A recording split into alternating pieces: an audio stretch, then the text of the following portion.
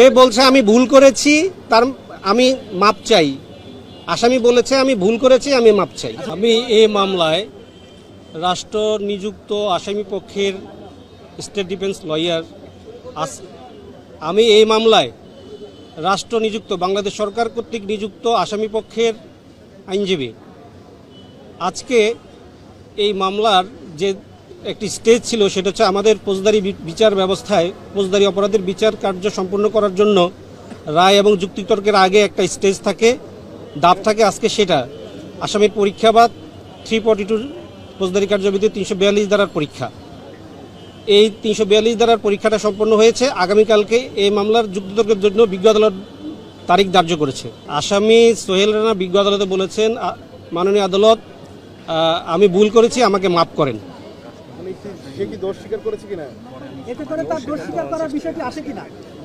এটা এইভাবে আসে না, দোষ স্বীকারই বলা যায়।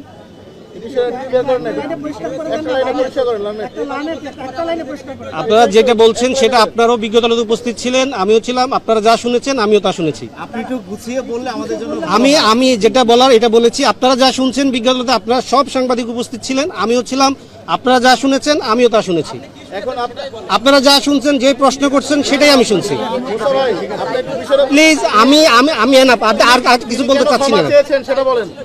সে বলছে আমি ভুল করেছি, তার আমি মাপ চাই। আসামি বলেছে আমি ভুল করেছি, আমি মাপ চাই। উনি কোনো ছাপাই সাক্ষী দিলেন না কেন? তার পক্ষে কোনো ছাপাই সাক্ষী নাই বিদেশে আজকে ছাপাই সাক্ষী দিবে না।